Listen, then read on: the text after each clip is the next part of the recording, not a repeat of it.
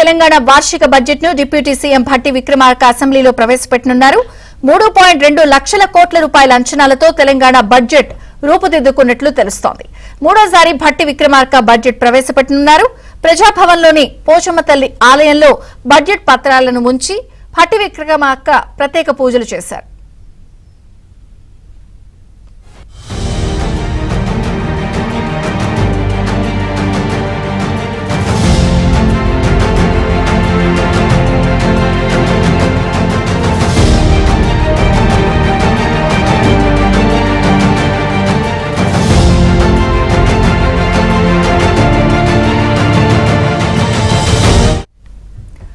కాసేపట్లో తెలంగాణ వార్షిక బడ్జెట్ ను డిప్యూటీ సీఎం భట్టి విక్రమార్క అసెంబ్లీలో ప్రవేశపెట్టనున్నారు. 3.2 లక్షల కోట్ల రూపాయల అంచనాలతో తెలంగాణ బడ్జెట్ రూపుదిద్దుకున్నట్లు తెలుస్తోంది. మూడోసారి భట్టి విక్రమార్క బడ్జెట్ ప్రవేశపెట్టనున్నారు. ప్రజాభవన్లోని పోచమ్మ తల్లి ఆలయంలో బడ్జెట్ పత్రాలను ఉంచి భట్టి విక్రమార్క ప్రత్యేక పూజలు చేశారు.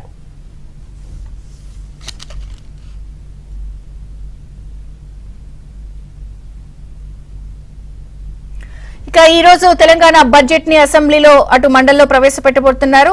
అసెంబ్లీలో డిప్యూటీ సీఎం భట్టి విక్రమార్క అలాగే మండలిలో శ్రీధర్ బాబు ప్రవేశపెడతారు. ఇప్పటికే బడ్జెట్ పత్రాలకు ప్రత్యేక పూజలు చేశారు. ఈ రోజు ఉదయం 11 గంటలకు బడ్జెట్ ప్రవేశపెట్టిన నేపథ్యంలో ఎటువంటి కేటాయింపులు ఉంటాయనేది ఆసక్తికరంగా ఉంది. నరసింహరావు మరిన్ని వివరాలు అందిస్తారు మా ప్రతినిధి. నరసింహరావు, ఉదయం 11 గంటలకు ఉభయ సభల్లో తెలంగాణ ప్రభుత్వం బడ్జెట్ను ప్రవేశపెట్టబోతుంది.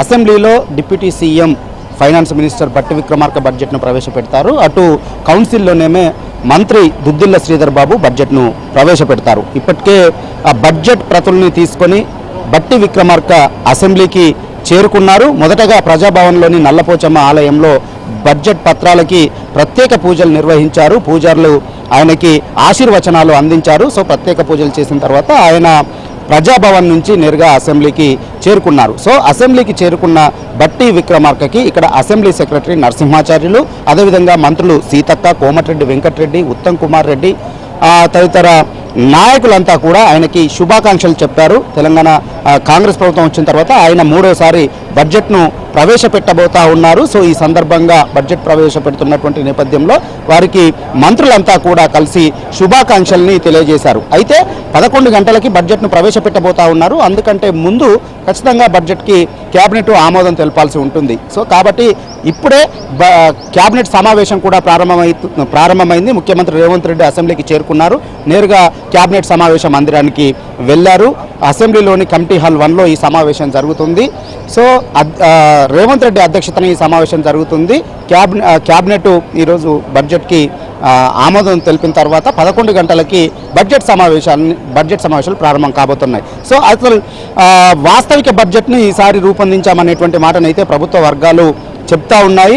గత ఏడాది 2.91 లక్షల కోట్లని బడ్జెట్ను ప్రవేశపెట్టింది. అయితే ఈ ఏడాది కాలంలో అంటే గత ఏడాది బడ్జెట్ అంచనాలని అందుకోలేకపోయింది, ఆ మేరకు ఆదాయం రాలేకపోయింది అనేటువంటి మాటల్ని ప్రభుత్వ వర్గాలే చెప్తున్నాయి. కానీ అందుకు అనుగుణంగా బడ్జెట్ను ఆదాయాన్ని పెంచుకునేటువంటి మార్గాలపైన దృష్టిని సారించి ఆ మేరకు అంచనాల్ని రూపొందించి వాస్తవిక బడ్జెట్ను ఈసారి రూపొందించామనేటువంటి మాటని ప్రభుత్వ వర్గాలు చెప్తా ఉన్నాయి. గత బడ్జెట్కు దాదాపుగా 7% నుంచి 10% పెంచి 3.2 లక్షల కోట్ల బడ్జెట్ను రూపొందించారు అనేటువంటిది మనకు అందుతున్నటువంటి సమాచారం. అందులో ఇటు అభివృద్ధి అటు సంక్షేమము మేళవింపుగా ఈ బడ్జెట్ ఉన్నట్లుగా తెలుస్తూ ఉంది. అభివృద్ధి పనులకి ఇటు ప్రాజెక్టు నిర్మాణాలకి నీటిపారుదల రంగానికి కేటాయింపులు చేస్తున్నాయి. ఇటు హాస్పిటల్స్ నిర్మాణం కోసం కొన్ని ప్రతిష్టాత్మకంగా హాస్పిటల్ నిర్మాణాన్ని కూడా చేపట్టింది. అంతేకాకుండా పోర్ట్ సిటీ నిర్మాణానికి ప్రభుత్వం ఇప్పటికే కొన్ని ప్రాధాన్యతలతో వెళ్తోంది. మూసీ రివర్ ఫ్రంట్ కానీ లేకపోతే ఫ్యూచర్ సిటీ అని చెప్పి మెట్రో రైల్ విస్తరణ, ప్రాంతీయ రహదారి, ఇలా కొన్ని ప్రయారిటీస్ పెట్టుకుని వెళ్తోంది. వీటికి నిధులు కేటాయింపులు ఉండొచ్చా? ఎస్, ఖచ్చితంగా. రేవంత్ రెడ్డి సర్కారు కొన్ని కార్యక్రమాలని ప్రతిష్టాత్మకంగా చేపట్టబోతా ఉంది. అందులో ప్రతి నియోజకవర్గంలో ఇంటిగ్రేటెడ్ రెసిడెన్షియల్ స్కూళ్లను నిర్మించబోతా ఉంది. మూసి పునరుజ్జీవ ప్రాజెక్టుని నిర్మించబోతా ఉంది. RRR రీజనల్ రింగ్ రోడ్డు నిర్మాణాన్ని చేపట్టబోతా ఉంది. ఈ విధంగా కొన్ని ప్రతిష్టాత్మకమైనటువంటి కార్యక్రమాలకి ఈ మెట్రో విస్తరణ పనులను కూడా చేపడతా ఉంది. అయితే కేంద్ర ప్రభుత్వ సహకారాన్ని కోరుతా ఉంది.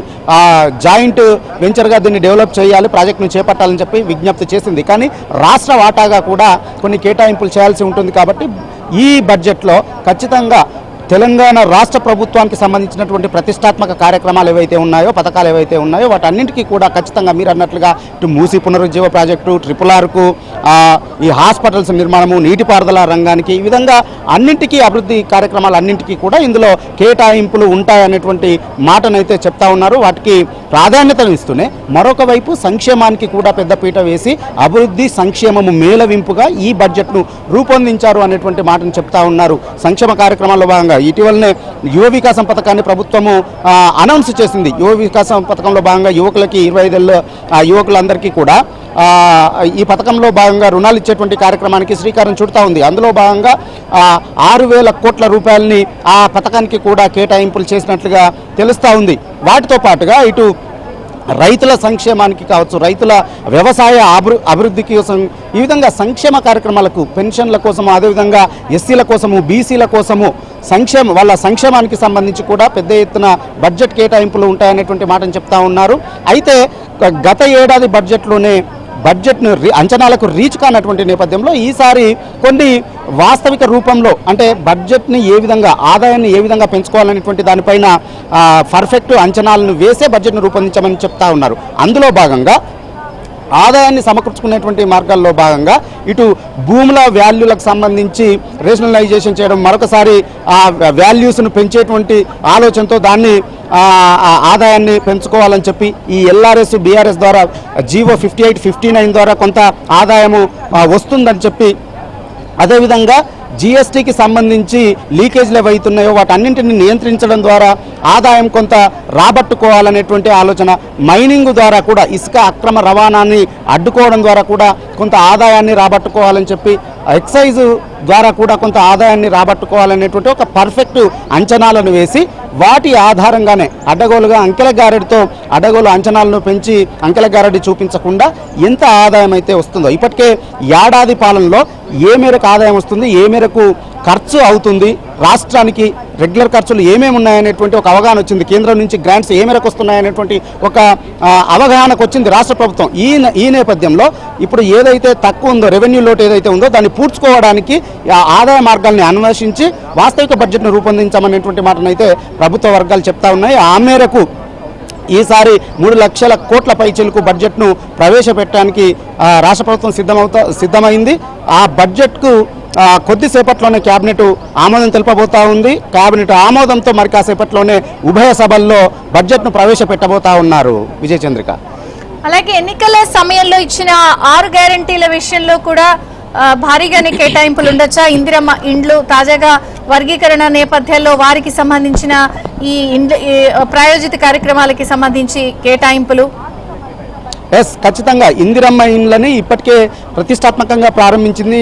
మహబూబ్ నగర్ జిల్లాలో స్వయంగా ముఖ్యమంత్రి రేవంత్ రెడ్డి ఇందిరమ్మ ఇండ్ల పథకానికి శ్రీకారం చుట్టారు. ఇక రేపు ఉగాది నుంచి దాన్ని మరింత ముమ్మరం చేయబోతా ఉన్నారు. ఇప్పటికే లబ్ధిదారుల ఎంపిక కూడా పూర్తయింది. నియోజకవర్గానికి ప్రతి నియోజకవర్గంలో లబ్ధిదారుల ఎంపిక కూడా పూర్తయిపోయింది. లాంఛనంగా కూడా పథకాన్ని ప్రారంభించారు. వాటికి కేటాయింపులు ఖచ్చితంగా ఈ బడ్జెట్లో ఉంటాయి. దాదాపుగా 10,000 నుంచి 20,000 కోట్ల వరకు ప్రధానంగా దీనికి కేటాయింపులు ఉండేటువంటి అవకాశం ఉందనేటువంటి మాట అయితే ప్రభుత్వ వర్గాల ద్వారా వినిపిస్తూ ఉంది. దాంతోపాటుగా మీరు అన్నట్లుగా ఈ ఎస్సీలకు సంబంధించి ఈ బడ్జెట్లో 18% కేటాయింపులు ఉంటాయనేటువంటి ఒక చర్చనైతే విస్తృతంగా జరుగుతూ ఉంది. సో ఆ మేరకు కూడా కేటాయింపులు ఎస్సీల అభివృద్ధి కోసము ఉండే అవకాశం ఉంది. దాంతోపాటుగా బీసీల సంక్షేమానికి కూడా ప్రభుత్వం కట్టబడి ఉంది అనేటువంటి మాటని ప్రభుత్వ వర్గాలు చెబుతూ ఉన్నాయి. ఇటీవల నిన్ననే బీసీ రిజర్వేషన్ల పెంపుకు సంబంధించినటువంటి బిల్లులు 2 బిల్లుల్ని వేరువేరుగా పెట్టి ప్రభుత్వము ఆమోదం కూడా తెలిపింది. ఇటు స్థానిక సంస్థల్లో బీసీలకు రిజర్వేషన్ పెంపు, అదేవిధంగా విద్యా ఉద్యోగ అవకాశాల్లో కూడా రిజర్వేషన్ల పెంపుకు సంబంధించినటువంటి 2 బిల్లులను పెట్టి ప్రభుత్వము ఆమోదించింది. బీసీల సంక్షేమ సంక్షేమానికి తాము బీసీల అభివృద్ధికి కట్టుబడి ఉన్నాము అనేటువంటి మాటని ప్రభుత్వం చెప్తా ఉంది. అందులో భాగంగానే బీసీల సంక్షేమానికి వారి అభివృద్ధికి సంబంధించి కూడా బడ్జెట్లో కేటాయింపులు పెద్ద ఎత్తున ఉంటాయనేటువంటి మాటని ఇటు ప్రభుత్వ వర్గాలు చెబుతా ఉన్నాయి. సో ఈ బడ్జెట్లో వారికి కూడా పెద్దపీట వేసినట్లుగా చెప్తా ఉన్నారు. మీరు అన్నట్లుగా ప్రభుత్వం అయితే ఒక మాట అయితే చెప్తా ఉన్నారు, ఖచ్చితంగా తాము ఏవైతే 6 గ్యారంటీలని ఇచ్చామో ఎన్నికల సందర్భంగా వాటన్నింటినీ కూడా అమలు చేసి తీరుతాము. ఆర్థిక పరిస్థితిని మెరుగుపరుచుకుంటూ ఒక్కొక్క హామీని నెరవేర్చుకుంటూ వెళ్తాము. సో ఖచ్చితంగా ఈ బడ్జెట్లో కూడా అందులో భాగమైనటువంటి కొన్ని పథకాలకి 6 గ్యారంటీల్లో భాగమైనటువంటి కొన్ని పథకాలకి కేటాయింపులు ఉండేటువంటి అవకాశం అయితే ఉంది అని చెప్పొచ్చు. విజయచంద్రిక. Thank you nursing.